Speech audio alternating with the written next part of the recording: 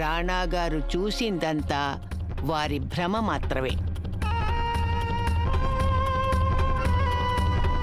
అలాగే ఇప్పుడు జరిగిందంతా ఓ బుద్ధి లేని పని. మరి పెదరాణి అమ్మ మీరు... రాణాగారు, మీరేమాత్రం కంగారు పడకండి. మేమున్నాం కదా, మొత్తం మేం చూసుకుంటాం.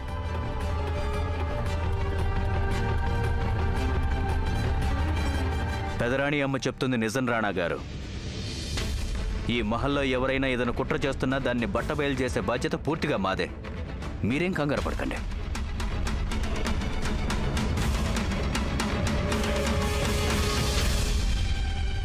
ఓ దేవుడా, రాజా సాహెబ్కు రాణికి ఏం కాకూడదు.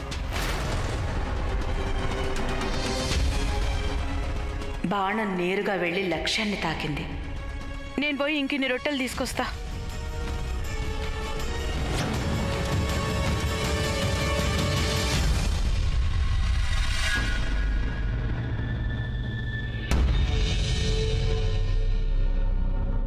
రాణి గాయత్రి, మనిద్దరికి ఒక ఒప్పందం కుదిరింది. కానీ మేం మాత్రమే ఆ ఒప్పందానికి కట్టుబడి ఉంటున్నాం.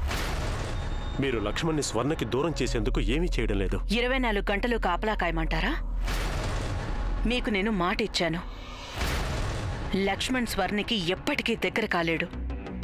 అంతగా దగ్గరయ్యే అధికారం ఒక్క భర్తకి మాత్రమే ఉంటుంది. ఆ మాట నేను నిలుపుకుంటున్నాను. ఒకవేళ మీరు మా పట్ల అతి తెలివి ప్రదర్శించారంటే ఒకటి బాగా గుర్తుంచుకోండి, మేము ఇప్పుడే వెళ్ళి అందరికీ నిజం చెప్పేస్తాం. రాజేశ్వరి మీద బాణం వేసింది మీరేనని. వెళ్ళి చెప్పండి. కానీ గుర్తుంచుకోండి, మీరు నా గురించి చెప్పగానే అందరికీ మీ మీద అనుమానం వస్తుంది.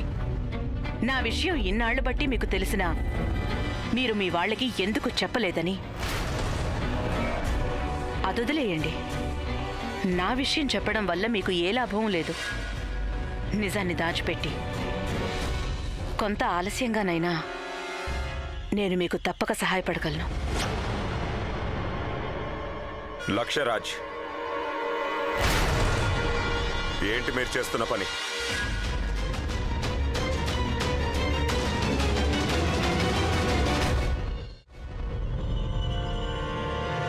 చిన్నరాజా సాహెబ్కు సమజైతలేదు, ఎట్లా పోవాలో తెలుస్తలేదు. గప్పుడు నేనే ఆయనకి రాస్తా చూపించిన. చిన్నరాజా సాహెబ్, అటు దిక్కు పోవాలి నువ్వు. ఆడ నీ కమరున్నది, అటు కాదు ఇటు. ఊరుకో ఊరుకో.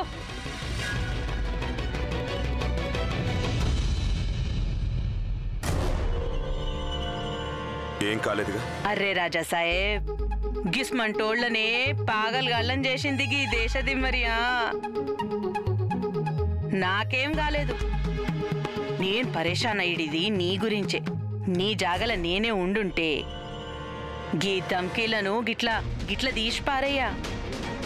పేగులు తీసి మెడలు వేసుకుంటుంటియా. ఎవరక్కడ? వెళ్ళి మహల్ రక్షణాధికారిని పిలుచుకొనిరా వెంటనే.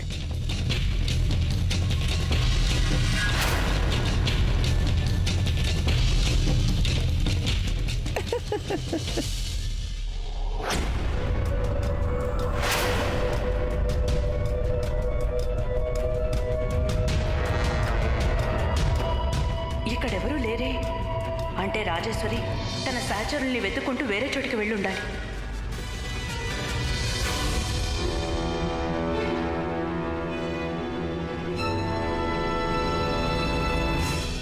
నాకెందుకో అనిపిస్తోంది నా గమ్యానికి నేను బాగా దగ్గరయ్యానని. అంతా నా కళ్ళ ముందే కనిపిస్తోంది, కానీ చూడలేకపోతున్నాను. ఇలా ఉందేంటి? సమస్యకి పరిష్కారం కళ్ళ ముందే ఉన్నప్పటికీ నేను చూసి అర్థం చేసుకోలేకపోతున్నాను.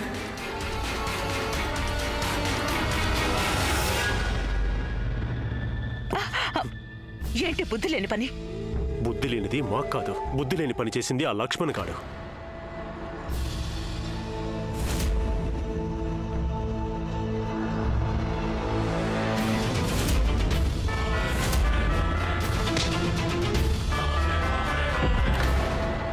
రాణాగారు వచ్చారని మన మాటలు సగంలో ఆగాయి. వాటిని పూర్తి చేయలేదు కదా. మీరు లక్ష్మణ్ని స్వర్ణని సమీపించకుండా ఆపడం లేదు. కనుక మీ రహస్యాన్ని మేము కూడా దాచలేం. మీరు నన్ను బెదిరిస్తున్నారా? లేదు, మేం మీకు నచ్చజెప్తున్నా. ముందు మీరు అర్థం చేసుకోండి. మీరు స్వర్ణని ఎంతగా వేధిస్తే లక్ష్మణ్ తనకి అంతగా దగ్గరవుతాడు. మాకు మీ సలహాలొద్దు, వాగ్దానం అడిగాం. మీరు దాన్ని నిలుపుకోలేదు. కనుక మేం కూడా మా ఒప్పందాన్ని రద్దు చేసుకుంటున్నాం.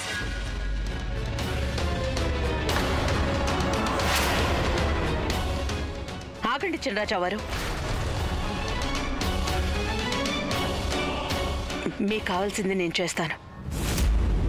లక్ష్మణ్ స్వర్ణకి దూరంగా ఉంటాడు.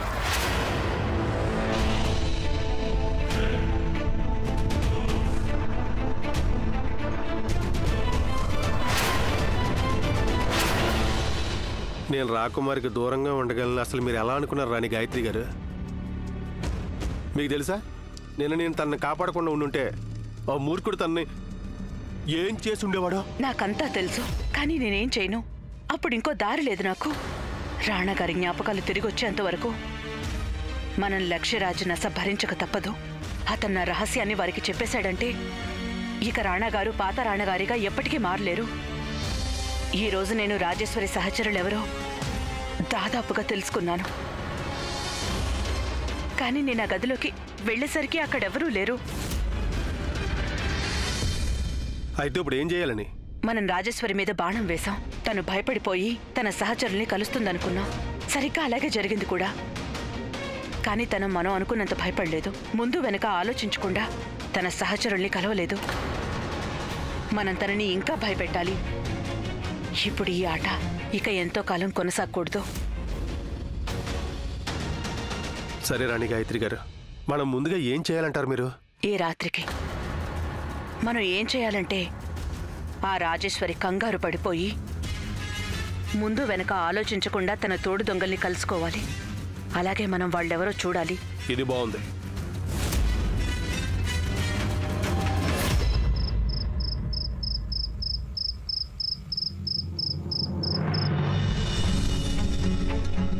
ఈ మహల్లోకి బయట నుంచి ఎవరూ రాకపోతే ఈ రోజు జరిగింది ఎవరో మహల్లో ఉన్న వాళ్లే చేసుండాలి. అంటే ఎవరో మా కుటుంబంలోని వారే మా నుండి ఏదైనా రహస్యం దాచాలనుకుంటున్నారా? రాణా గారు, మీరేమాత్రం కంగారు పడకండి. మేమున్నాం కదా, మొత్తం మేం చూసుకుంటాం. పెదరాణి అమ్మ నిజం చెప్తుంది రాణా గారు.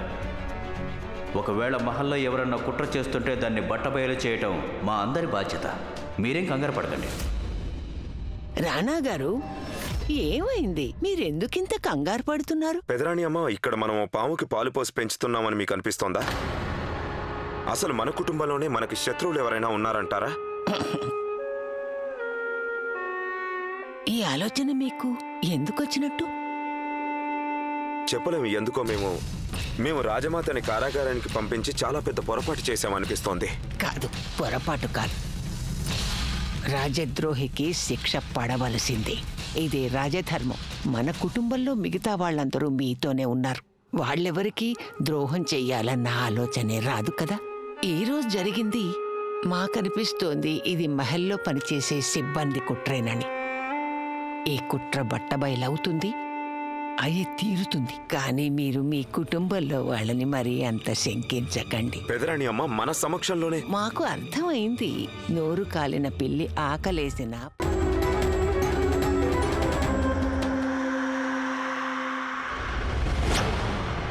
ఆ కిటికీలు మూసే.